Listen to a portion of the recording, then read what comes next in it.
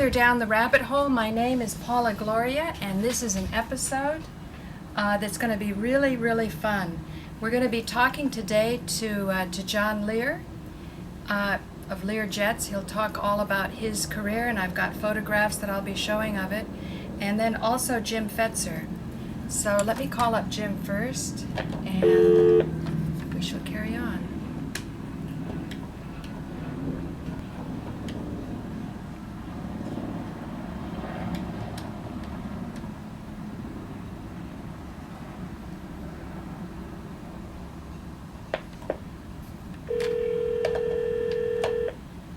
Paula! Jim, are you all ready to go? Holy shit, we're doing it right now, aren't we? Yes. Can you tell me which website to go to, and then I'll call up John?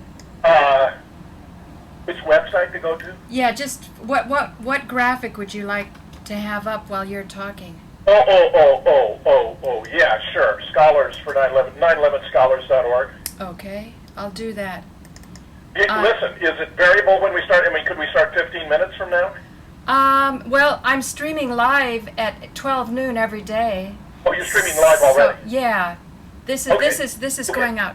So just hang on, and I'll get John. I can chat it up with John first. How about that? We'll go through his photographs and things. Yeah, do that. Then I'll come on. Yeah. Okay, so you want me to do that, and then I'll call you back? Right. In 15. Okay, great. Perfect. Okay, perfect. Right.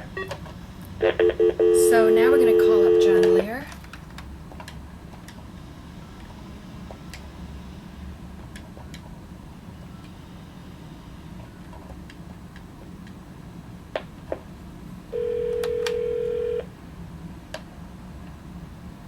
John Lear.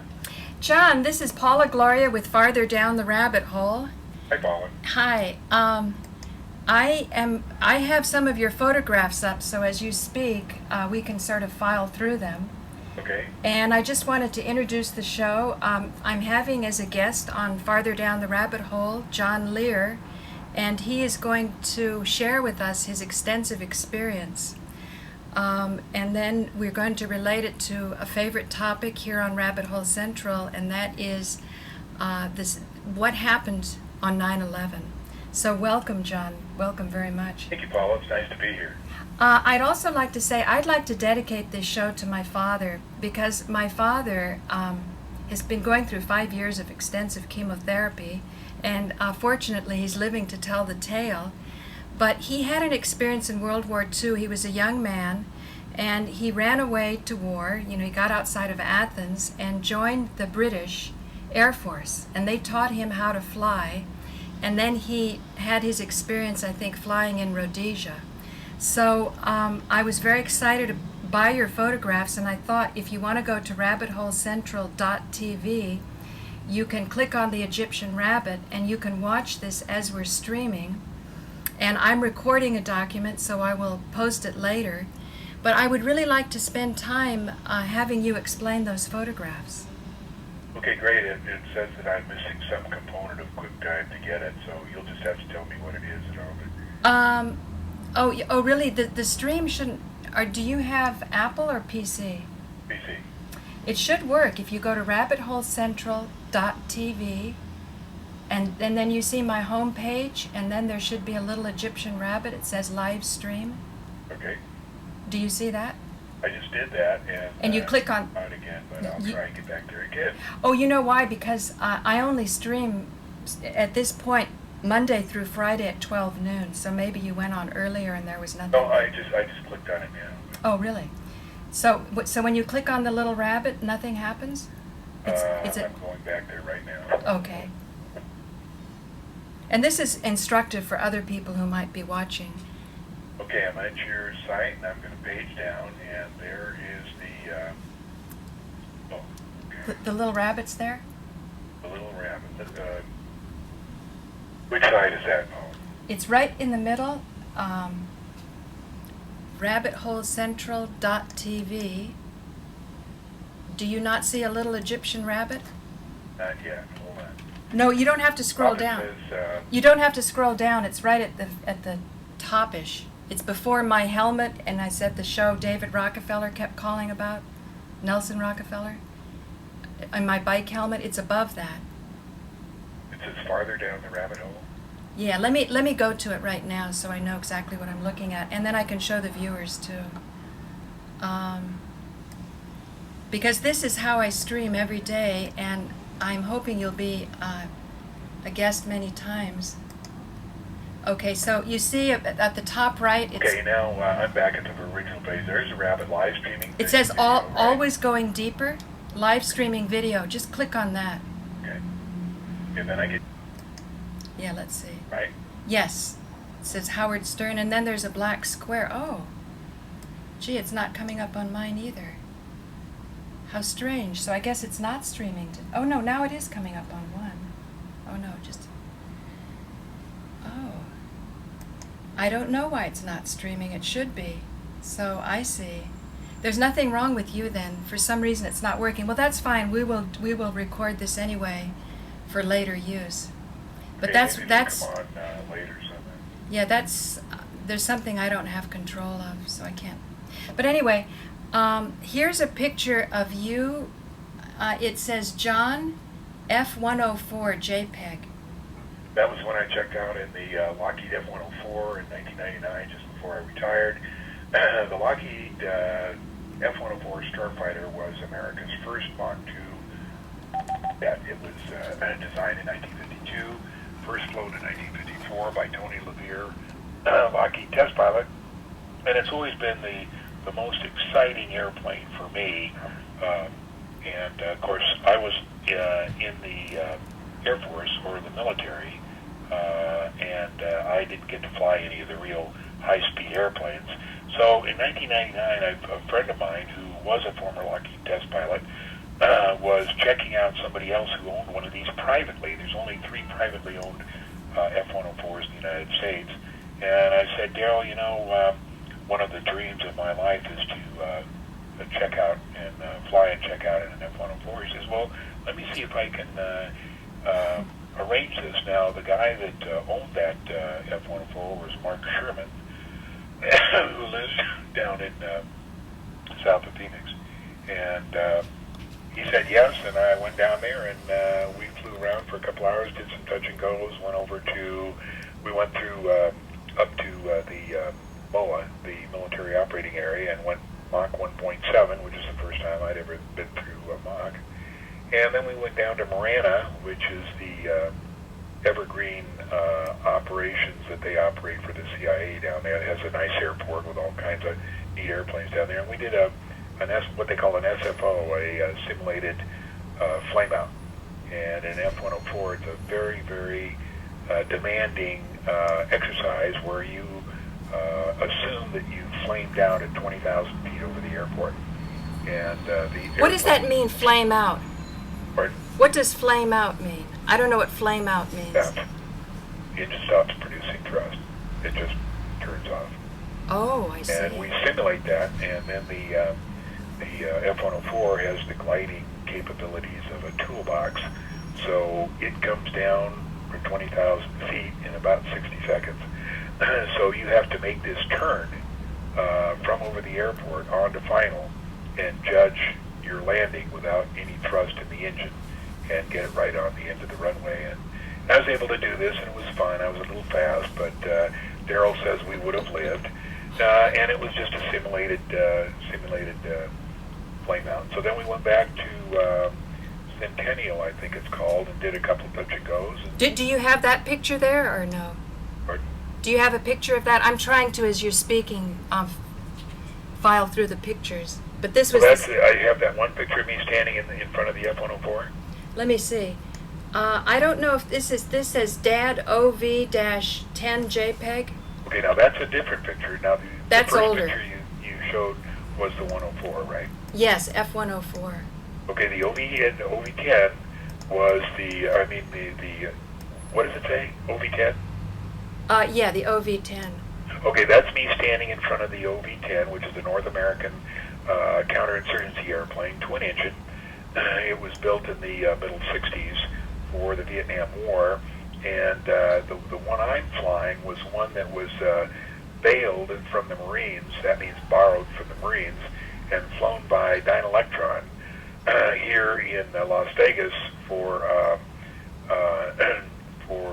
testing or for that's me flying it. What we used to do with that airplane is when they set off underground nuclear tests in the early 80s, I would fly around the perimeter of the Nevada test site and take readings for wind, direction, and velocity and temperature at all the different altitudes, so that when they set off the bomb underground, if it accidentally vented, then they would know which way that the venting was going to go. And the reason they wanted to know which way as the wind was blowing is they wanted to be sure it wasn't blowing towards Las Vegas if the thing accidentally vented. But on none of the tests that I ever flew did the nuclear test ever accidentally vent. Wow. Okay, so the next one I have here, it says John Merrily 003A. Merrily? That's my wife. Oh, but I don't What see does it. the picture show? It just shows an airplane. Did you name the airplane after your wife? No, I think am I standing in front of the airplane? Yes, you are. Yeah, that's the Learjet. That's the one that my father designed in the early 60s, and it's called the Learjet, and I'm just standing in front of it. The reason it says Merrily is because there's a row of other pictures with her in it, but I didn't send you one with her. That's just me in front of the airplane. Well, that'd be nice to see a picture of your wife in the future, but while we're at it, your father is a designer. Can you explain how the Learjet came about? Yeah, my father was a electronics expert. He was the one that formed Motorola with Paul Galvin in the 30s, but my dad wanted his own company, so he sold his half of Motorola back to Paul Galvin and started a company called Lear Incorporated. Between the 30s, between 1930 and 1960, Lear Incorporated sold hundreds of different things to the military, including pumps and actuators and screw jacks and all that. Along with that, my dad developed a number of radios. He developed the first automatic direction finder and a number of other VHF equipment.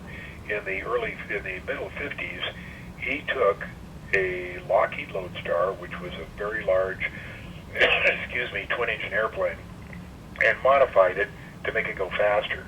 And it was called the Learstar, the Lockheed Learstar. And he sold about 62 of those.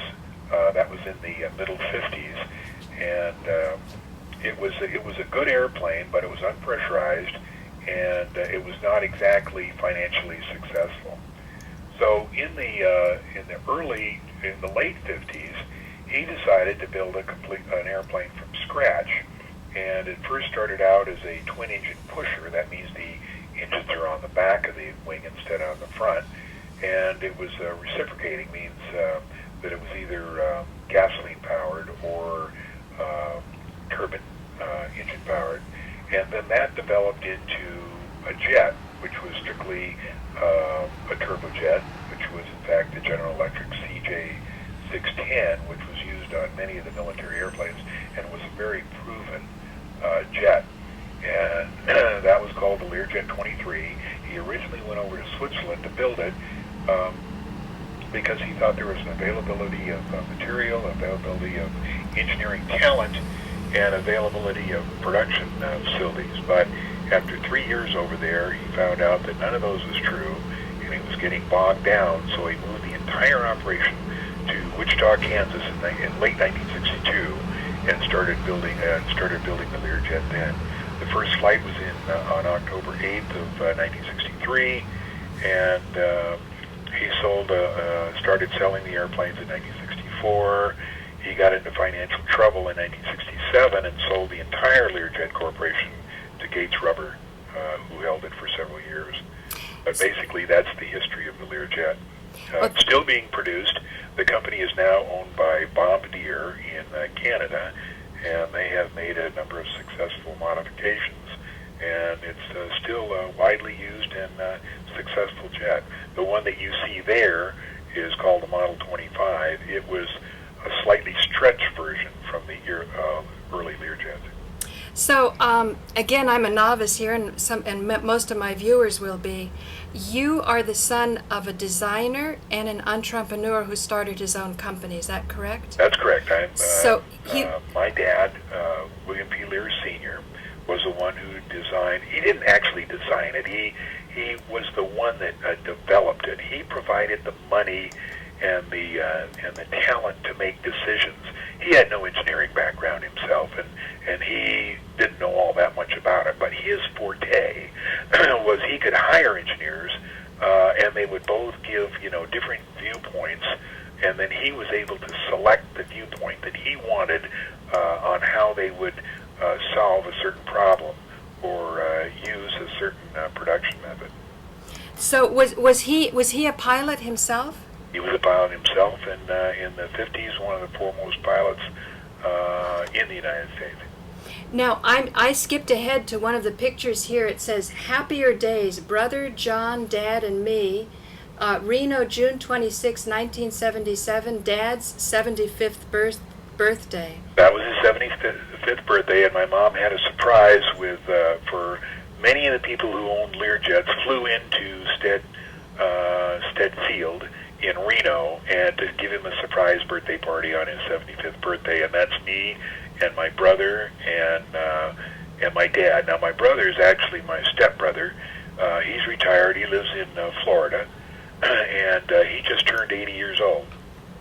I see. So it seems as though when this picture was taken, Learjet had been sold for about 10 years? Yes. I see. And, well, let's go back before we go on. There's also a picture here of you at the Matterhorn, it looks like. Yeah, I was the youngest American to climb the Matterhorn in Zermatt, Switzerland, and I believe that date is August 17th, 1960. So you come from 1959 it was. So you come from sort of an athletic and ambitious family, we could say? We weren't athletic. Well, to get up to the Matterhorn, right? Yeah, but that was a one-time deal. You're very modest. And then, now this one says Trans-American Airways, JPEG. You were a commercial pilot? Yeah, what does the title say? It says Trans-Mediterranean Airways. Oh, yeah, I went over to Beirut, Lebanon to fly as what they call an expatriate pilot. Some countries start their own airlines, but, they don't have the people that can actually fly in command. They have people that can fly co-pilot and people that fly engineers, but they usually go to other countries like Britain or the United States to get people who can fly command. So I went over in 1965, September of 1965, for a 2-year contract, and it was a cargo airline based out of Beirut. I lived in Beirut there for a few months, and flew for that company for 2 years. What was interesting about flying with that company was they went all over the world. I think we had like 60 different stops, and they flew around the world once a day, and they flew over the pole twice a week, and it was tremendously interesting flying because, like I say, we just went everywhere. And the co-pilots were Lebanese, and they would come over to the United States, go down to Fort Worth or Dallas and get their commercial license, and then come back to Beirut, and they'd put them in the right seat. And so we'd have those guys as co-pilots, and then they had very professional engineers flying on the airplane. Well, that's very interesting. You've done a lot of traveling, I can see. So let's filter through here. There's one, it says John F-104. Oh, you're in the front. Maybe you thought I had that up before. That's a very, very slick-looking one. That was probably went along with the first one we started with. Yeah, that was the... This is the inside, and then that was you. You're in a helmet, and it's got the cockpit open behind you. Yeah, that's the F-104. That's the Mach 2 airplane. That was America's first Mach 2 airplane. Now, when again were you flying that? I'm sorry. I got checked out in 1999. Of course, the airplane had been retired 30 or 40 years ago by the Air Force. It's a very old airplane, but really, it looks so my new. favorite. And it was. That's your favorite, huh? Yeah. Wow. Okay. So, boy, airplanes. So here it says John and Buzz. John and what? John and Buzz. B-U-Z-Z. Oh, that's me and Buzz Aldrin, and that was in 2001, and that was at the National Aerospace Museum, and that was for the presentation of the aeronautical achievements of the millennium. And my father who passed away in 1978, was being posthumously presented with the Aviation Week Space Technology Millennium Awards Award for Achievement. I accepted it on his behalf, and that's just a picture of me and Buzz Aldrin together. Buzz Aldrin was the second guy to allegedly stand on the moon. Well, this is so fascinating because you seem to be able to walk a line between different worlds, because there's a lot of controversy about the moon landing. Yeah, well, my personal opinion is we never went, but Apollo was a hoax. And I have about 30 or 40 good scientific reasons why they didn't happen. But that's just a personal opinion. No, and yet I see you can go to a party with somebody, so that's very commendable, because I think we need to do this kind of thing, create networks with people who have very different worldviews, maybe? Well, of course, back then I was still an Apollo hugger, and what an Apollo hugger is people who believe the Apollo missions went, and I would never confront any of those guys with whether they went or not, because that's not important. They were essentially all military people, and they did what they were told. They signed security agreements. They followed orders, and if they were told to fake it or said they'd been to the moon when they didn't, that's not their fault. They're just following orders. I want to say that in your email you said one of the sad things about old age is many of your friends have died, but one of the good things is you can tell the story your way. Yeah. So I can see you have a nice sense of humor. My good friend Molly Cheshire, her father was an executive at DuPont, and he eventually went on and started the shrimp industry. Unfortunately, right before it became lucrative, they had a virus, and that sort of wiped them out until somebody could figure out a way to get around the virus, and now it's a many $billion-a-year industry. But he told me once, he goes, the best thing about being old is you can say whatever you damn well want. That's right, Paula. So, would you have a connection with Buzz today?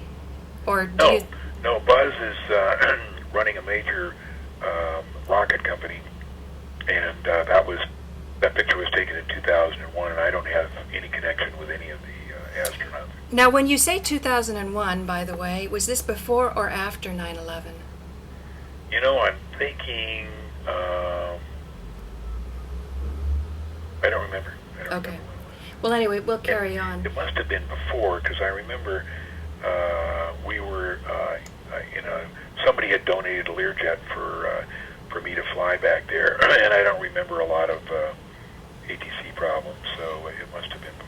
I don't know if you've been following all of the no plane stuff in 9/11, but Warren Cucurullo is coming out very strongly, and he is a famous person who was involved with Duran Duran, highly gifted musician. He wrote most of the really great songs. And we were laughing because he got the MTV award, this big trophy, and it's a picture of the man on the moon. And he goes, if I knew then what I know now, I don't know. Yeah, I followed the 9/11 from the very beginning, and I was certainly a plane hugger up until 2003. Oh, when really? I began to realize, wait a minute, there couldn't have been any airplanes, and so. Oh, that's amazing! I thought. I've been an O-planer for at least 4 or 5 years, and because of my expertise in the aviation field, I can tell you exactly why there were no planes. I mean, it's just obvious. Well, now that's interesting that you say that, and maybe. Well, let's just finish up the pictures, and then we'll get Jim Fetzer on, because I have a big interest in why we see what we see and why we don't see what maybe is there, but we're not seeing it. So let's go through these final pictures. I'm really sorry the streaming's not working today. This is one, it says Dad O 228. Would that be your father? Yeah, he's not in the picture, but I know what picture that is. That's it says an O2A or O2B, yes, O2. which is a forward air control airplane.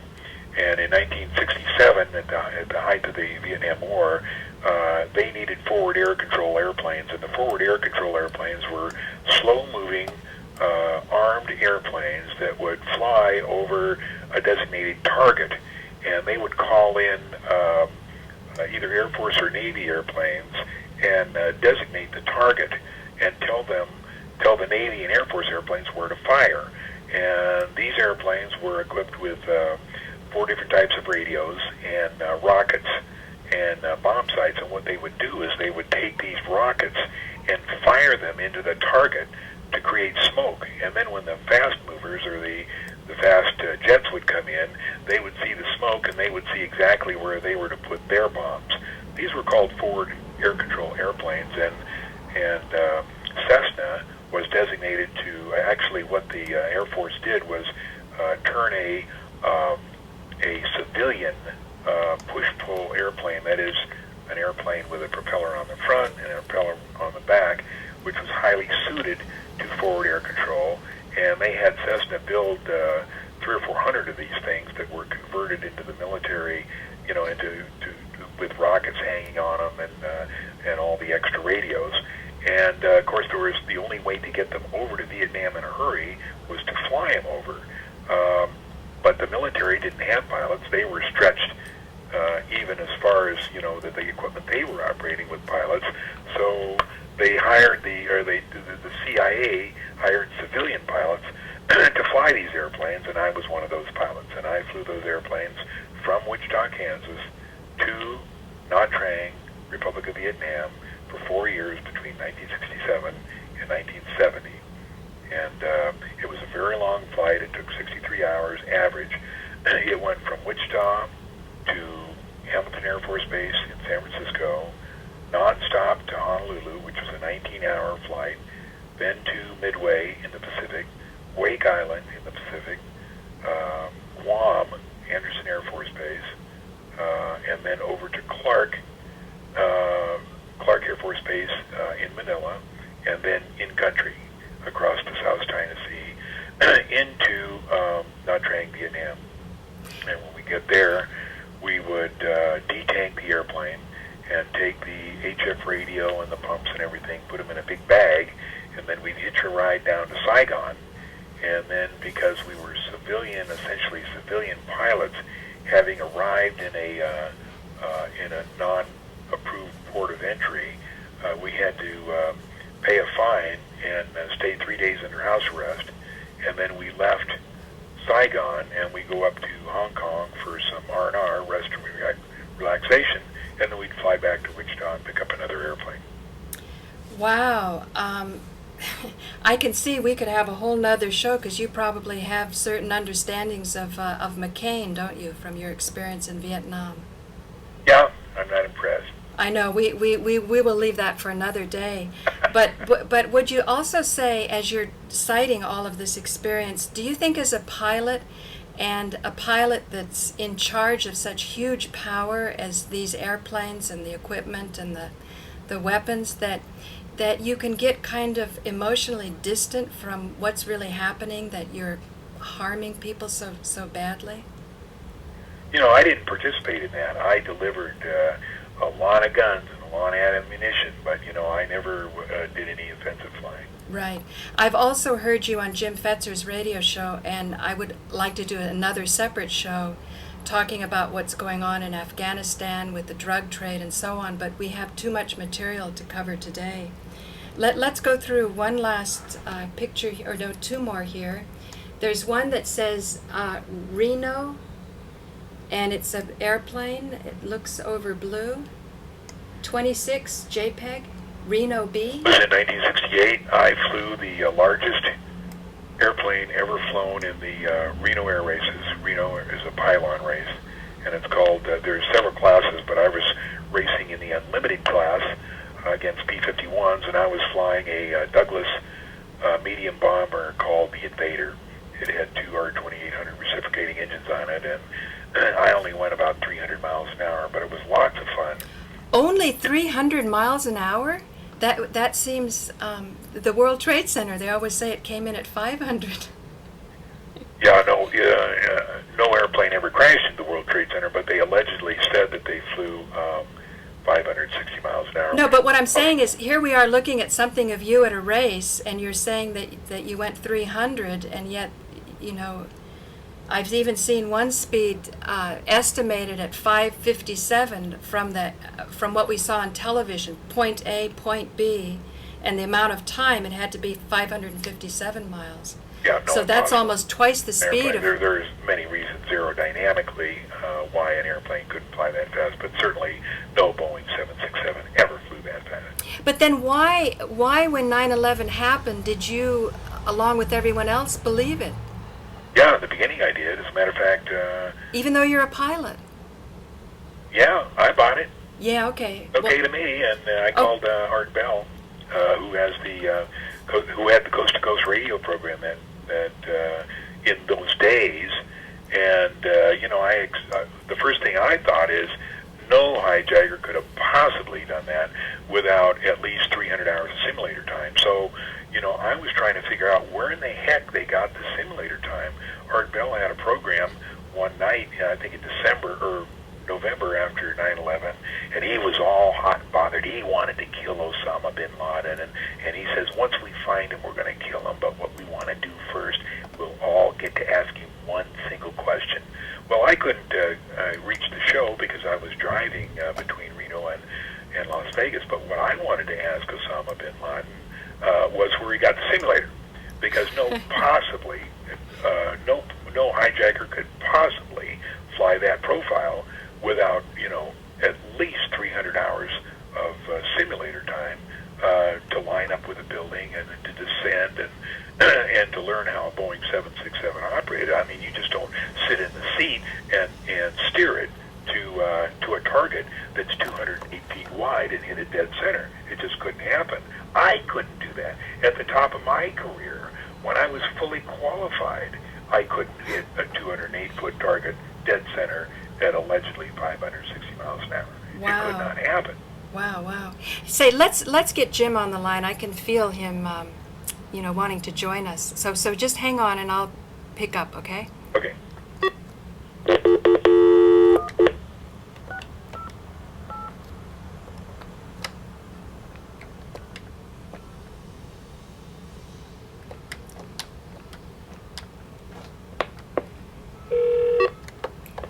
John, are you with us? Yep. Okay, let's see if... Hello.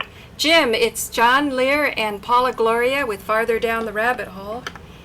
And we've been going through photographs that John sent me of his illustrious career as a pilot.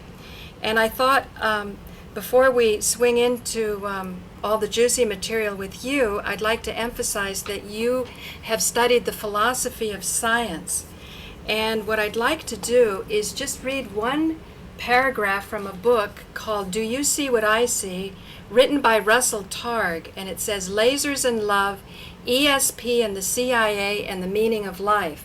And he was involved with the CIA program for remote viewing and extending our abilities. So he goes, we misapprehend the nature of the space and time in which we live. That's why we must question reality. The problem is that we are conditioned and brainwashed by the cult we belong to, which I mentioned before is called society. It seems to me that we can demonstrate more courage by singing and dancing in freedom rather than marching under orders imposed from without. An examined life allows you to notice that you are marching when you could be dancing, to notice that your life is free and not contingent on others. So John was just saying that although he was a plane hugger at the beginning, as all of us were, certainly I was, and remained so for quite a while, even in the 9/11 Truth Movement.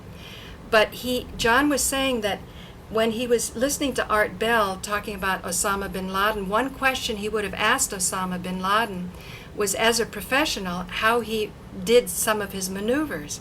And I thought that might be the point when you're so expert in your field that you know it better than what society's telling you. And the other day I was with a photographer who took that dazzling photograph of who Webb Ferry feels is Edna Sintron waving from an empty hole, and then a couple other people there. And that was the photograph that the NIST report was using. And the photographer himself believes that there is an airplane inside that hole, even though you can't see it. I could see that I was dealing with some really serious mind control. Later on, however, I showed him the 11-frame video that was done by Killtown. And you know what he picks up on? He had never seen Evan Fairbanks. You would think that photographers in the business in the 9/11 business would know of each other's work. He never saw the Evan Fairbanks video, and the first thing he goes was, what angle was that guy at? So that's kind of where I want to start of how we believe what we believe. So do you want to take it away, Jim? And oh, by the way, which website do I go to again? Well, actually, I just sent you a link, which will be better than what I proposed before, for the latest article I've just put up entitled New Evidence of Video Fakery in 9/11. So if you go there, Paula, there's even a photograph of the author. Okay. Just take a sec while I address the quote you began with. Yes, please. What's being suggested there is a comment on the social construction of reality, or government manipulating information and seeking to enforce certain forms of regimented behavior or consistency of belief across a population in order to bring about conformity with governmental objectives. His suggestion about singing and dancing, therefore, represents a kind of existential assertion of individuality and freedom in relation to manipulation into a robotic kind of existence, which, of course, I think is a point well made, perhaps even more. Oh, hang on. I don't want to interrupt you, but I want to make sure I'm on the right page. This says July 29th, new proof of video fakery on 9/11. You got it. And there's my photograph there in the upper right. Yes, but it's not very big. I wonder if I can make it Yeah, bigger. I've got it too. You've got it? Yeah, because we can go down through the article where I have the 5 proofs and talk about what John's had to say and everything else. And this guy, of course, I regard as a fantastic resource. But the point I'm about to make now is that the alternative to singing and dancing is the exercise of rationality. In other words, if we have incorporated the principles of inductive and deductive, or more generally scientific reasoning, and made them habits of mind of our own, then we are not as vulnerable to the pressures of manipulation by government or other entities, in the sense that we have liberated ourselves to develop our own capacity to conduct research, for example, and to determine what is the case versus what we're being told. This is a capacity for critical thinking that, I am sorry to say, seems to be gradually vanishing from the American scene, with a dumbing down of American education, the increasing dependence on television as our primary source of information, and the role of the media in infiltrating the newspapers, consolidating radio stations, and of course now I think it's becoming increasingly clear, seeking to clamp down on the internet, because the internet is such an extraordinarily valuable research tool that a totalitarian government really can't tolerate citizens having the ability to expose when the claims it's making are false, as opposed to when the claims it's making are true. And that's the kind of emancipation the internet provides. But hey, well, I just want to say one thing, Jim. We don't know necessarily that it's the government. I remember when John Lear on your show was talking about Afghanistan. You don't usually think of the drug industry, you know, the opium, which, or you want to say, John, what you said about the no-fly zone over Afghanistan quickly? Yeah, well, the CIA, that's their job. It's been their job since they were formed, is to handle the drug industry and distribution. That's what Vietnam was all about. All the drugs were being grown in Southeast Asia, particularly Burma and Laos, and those drugs had to be transported back, had to be refined and transported back to the United States. That's how black projects make their money. But But just a second, John, maybe you know something about that, but for me, the novice person thinks that the CIA is the Central Intelligence Agency that's protecting the integrity of a country that then secures things like if we do 9/11 reinvestigation, if you take it to court, something is going to enforce the conclusion of that court. You need a country, you need a national sovereignty or integrity. You know what I'm saying? Unfortunately, the reality is much different. Al McCoy wrote a real good book in the early 70s called The Politics of Heroin in Southeast Asia, and it was an extensively researched book, and I was flying in Laos when that book came out, and of course, the CIA over there, Air America, I remember him posting a bulletin saying, no, this is not true, there's not one shred of truth. You know, it's going on right under us. I mean, everybody knew. Now, specific flyers myself, I didn't fly any of the drug, but there were certainly guys that did. And the politics of heroin in Southeast Asia, I think, is in its many umpteenth release now, but it shows the maps of where all this stuff was and had all the routes. And drugs is what it's been all about. And as I say, the 9/11 was strictly for one reason, and that was to blame the Taliban so that we had an excuse to go into Afghanistan and restart the drug growing. In 2001, the opium output from Afghanistan was 14%. We went in beginning after 9/11 and increased that production. So that last August, the New York Times said it was now 94%. And we'll profit distribute and use that money from illegal drugs. That's how the way the world works. Let me just pick up. Let me say, the only reason we went in there is the Taliban was trying to burn down the opium fields because of their religion, and we had to get that stopped. Go ahead, Finn. Let me just add that when I talk about, the government having a role here, obviously I'm not talking about everyone in the government, selected elements of the government, particular individuals and so forth. And I mean to encompass the CIA clearly. This is a point, of course, this issue was one of Reverend Wright's observations that were deeply involved in the importing of drugs, the exporting of guns, and the training of professional killers for which he was being impaled by the right wing.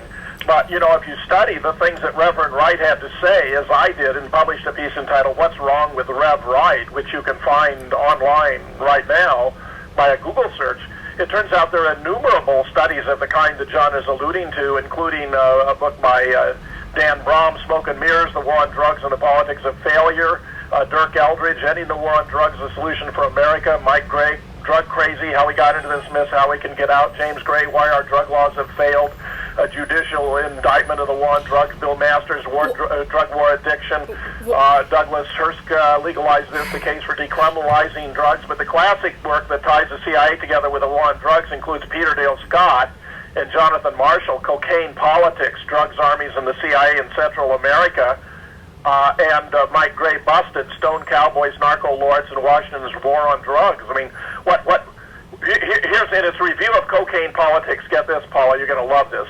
Publisher's Review, which with Kirkus Review are the two major reviewers of books.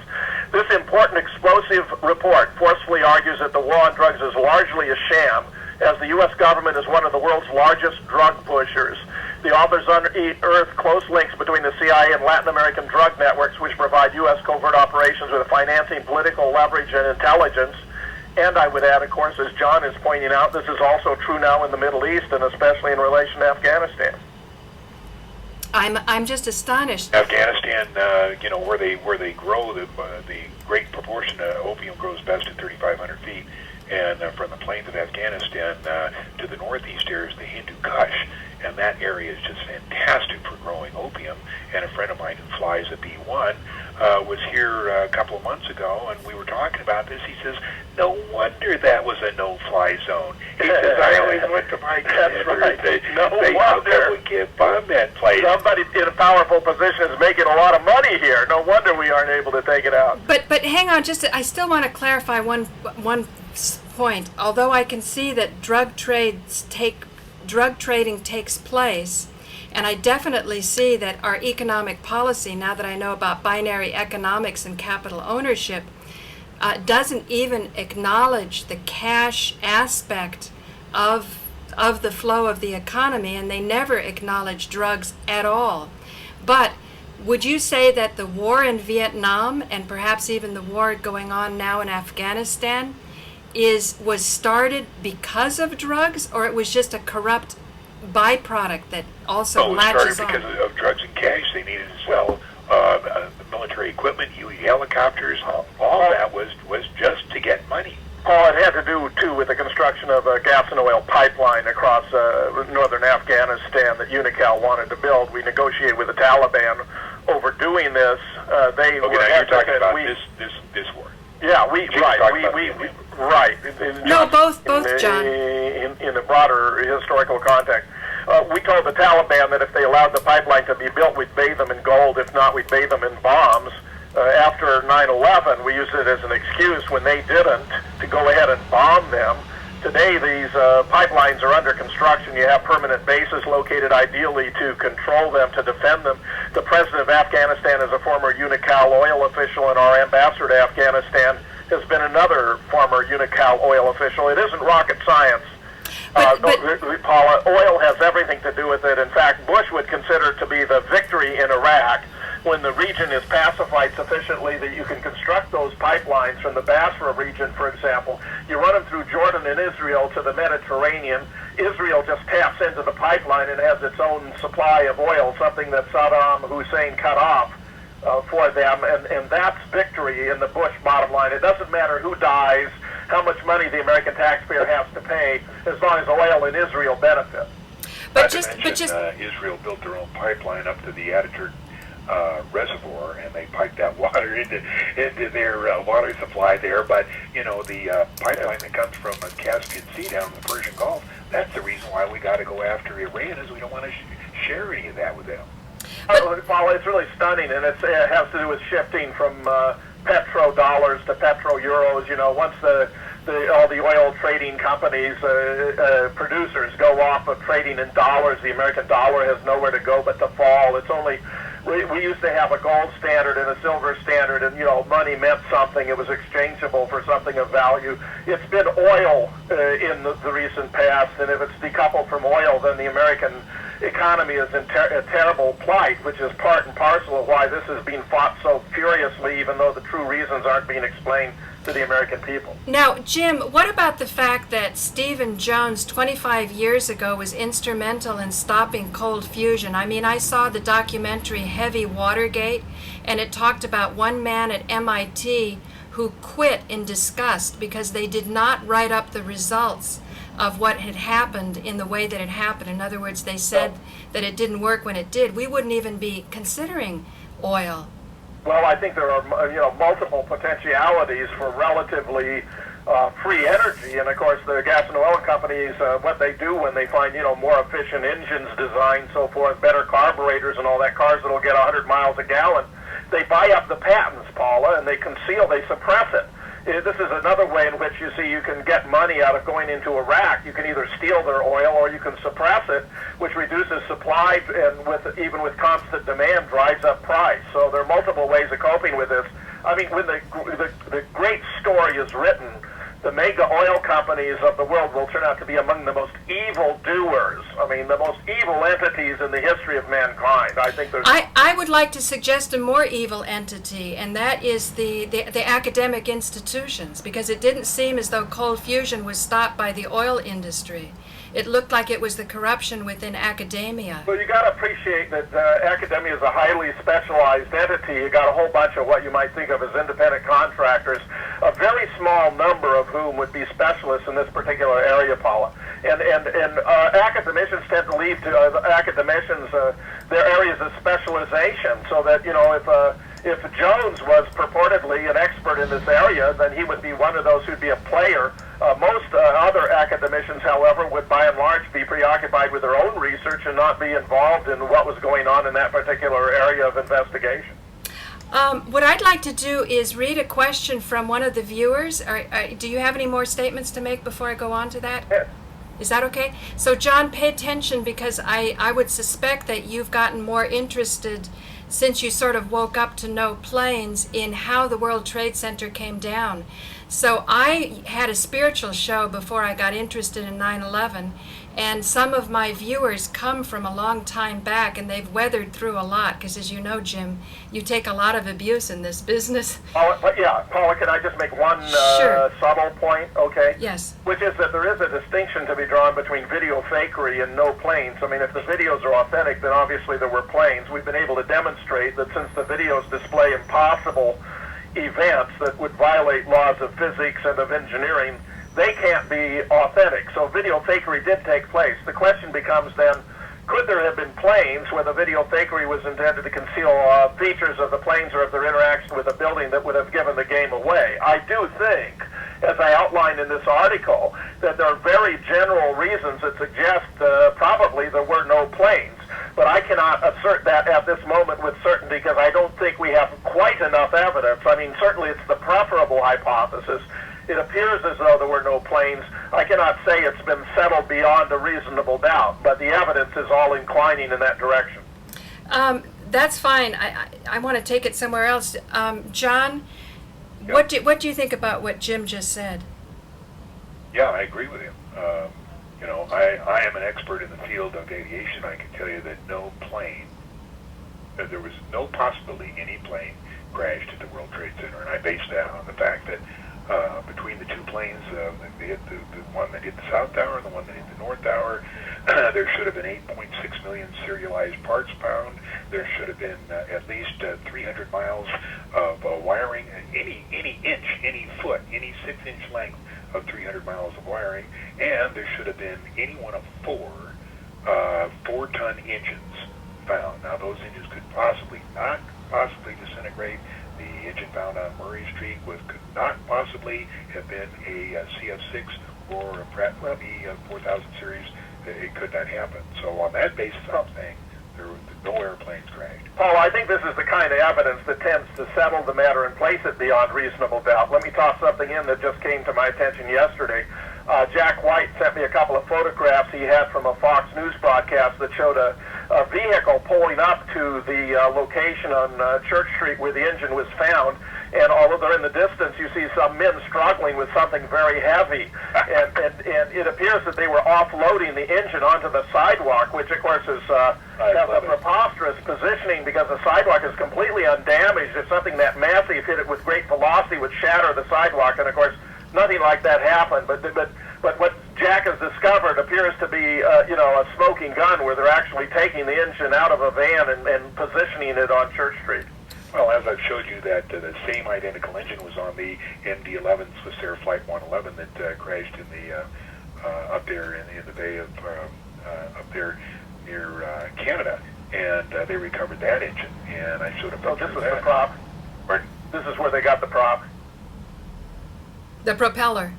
No. This was a prop, a stage effect, it's special effect, a setting. I mean, was it that engine, John, you're suggesting was the one that was put on Church Street?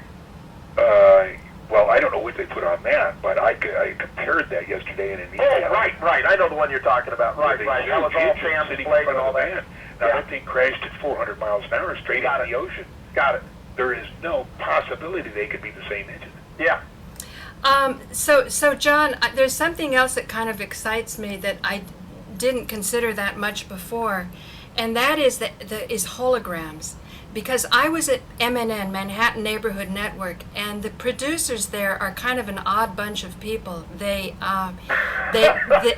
very good people, however. They're very good, but they're odd because they do this out of love and not for pay. And I was looking at one lady who is an artist in the East Village, and she makes bronze statues. So she had she'd videotaped the foundry that was melting all of the bronze that then is poured into the molds that then are chipped away and you get the statue. So as I was looking at it with just cameras that we can afford, a couple $100 digital video cameras, and I said, isn't it amazing that we would think that that buildings would melt down in the same way? And it was so graphic, you're watching the bronze melting. And I said, and another thing is, why couldn't we on 9/11 have seen pictures as clear as what us unprofessional, funky public access producers create? And then she said something. She goes, I saw the airplanes. She goes, it was so surreal. And when she said that, it was like a shiver went up my spine, because I knew this was not an actress, and I knew she had seen something, and she wanted me to talk to her husband, who also saw something, but not like, I'm going to tell you what's the truth and you don't know. It was like some kind of consciousness is trying to wake up. And so what I'm going to propose to you is that the country may be hypnotized, may be in trance over all of this, and perhaps holograms could explain why you have some people in the camp that they saw airplanes and others that said it's impossible that airplanes could have gone in. Do you have anything, John, to say to that? Yeah, all I can say about holograms is within the next, before the elections, there will be, in my opinion, a false flag alien invasion, and the government will project holographic images of flying saucers flying all over the places, and they will use that pretext to declare martial law. So I have made that statement, and you guys just have to wait and see. And when you see those things flitting around the air and the skyways and allegedly attacking us, just remember, those are holograms. Those are nothing but holograms. But John, that seems so outrageous, and I don't want to wait that long.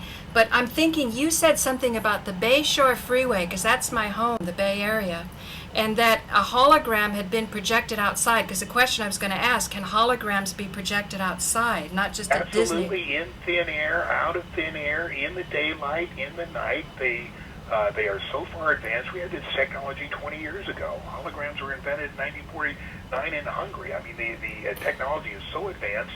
A friend of mine attended a Hollywood preview in 2001, and the preview was this: the future of television. So they go to this real nice auditorium or place where they play preview movies. It was maybe had about 50 or 60 seats. They all go in there and sit there. They're very high-powered television executives. The lights don't go down. A guy comes to the podium, the stage, and he gives an address for about 15 minutes. He was obviously an elderly, kind of Eastern European guy with a shock of white hair and glasses.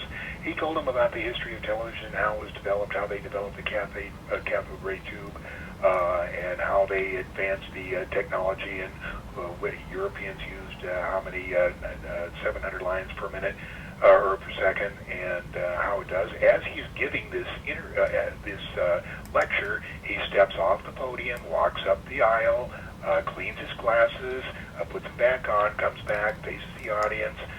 All the time he's talking, he goes back up onto the stage, and he completes his presentation, and he says, "Thank you very much," and then he went out just like a light bulb. And the point of this exercise to show how far holographic technology is. In other words, in the next 5 to 10 years, we won't have a TV tube, we won't have a TV screen. We'll have holographic images right in the middle of the room. We'll be able to adjust it up and down, depth-wise, height-wise. I know. The size we want, and the action will be taking place right there without a screen. But this is a technology, that Hollywood has 7 years ago, and you can imagine the military had it 20 years before that. Okay, so I know, and I think Al Gore and Prince Charles have been holograms, but that was indoors. Do you know somebody, some friend of the people, that could project some kind of hologram image above Gramercy Park, for example, if I got the National Arts Club to go along with it? Do I know somebody could do that? Yes. They could do it, but I have no contact with them. Talking about the Bayshore Freeway, my friend, a retired Lockheed engineer, when he was working at Lockheed at Sunnyvale, was driving down the Bayshore Freeway at 8 o'clock in the morning, and he was driving south with a friend of his, and all of a sudden they saw a shadow, and they looked up, and there was a 4-engine 747 type airplane not 200 feet above the freeway, and he's looking at this thing, and they're both wondering, the guy can't possibly be landing at San Jose, that's too far south, and he's going the wrong way to land at San Francisco. And they watched it for about 10 seconds, and all of a sudden it went out, just like a light bulb. He said, "John, that's the darndest holographic image I ever saw." Say, listen, do you think there was a possible... 15 years ago, it was 2008, he saw that just before he retired. Do you think that there's a chance they've done that several times? Because somehow when I heard that, some memory came back, but I can't quite remember. You know, it's something about a big jet going over the Bayshore Freeway. I don't know if I saw it in the past or if somebody else said they saw it, but can't we find somebody who's a friend of the people, who wants to help this country out, that we're in a crisis, get out of the war, they're rich, whatever it takes, to project a hologram over Gramercy Park? I think if you could do that, you would preempt the scenario that you're talking about to fool us, you know, at the election, that the aliens are invading. This is urgent. I don't know anybody, and I don't know if it would do any good.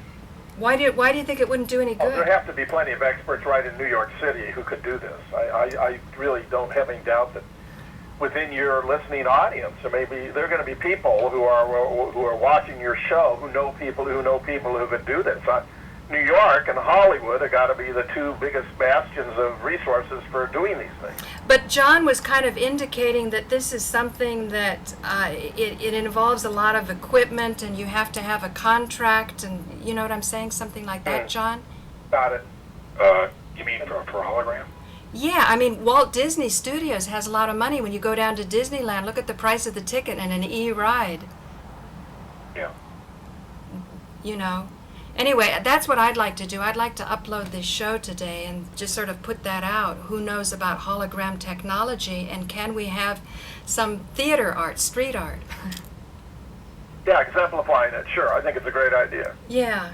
And any concluding remarks, Jim? Oh, I just very much appreciate what you're doing, Paula, and your persistence in pursuing these issues.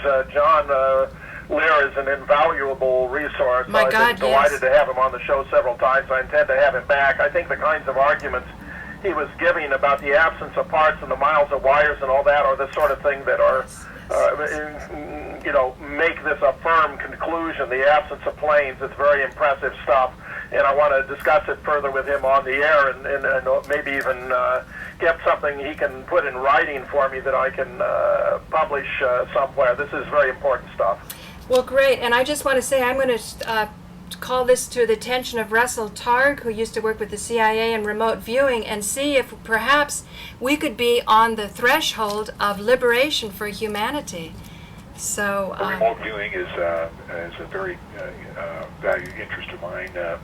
I went through a class with Angela Smith Davis, who's one of the foremost remote viewers, and the reason I went through the class is because I wanted to find out if somebody like me, who is not the least psychic, I don't know when the doorbell is ringing, I don't know when my wife is angry, and I wanted to find if I could do it. And I'll tell you, the third day in the class, I was shocked at what I could do.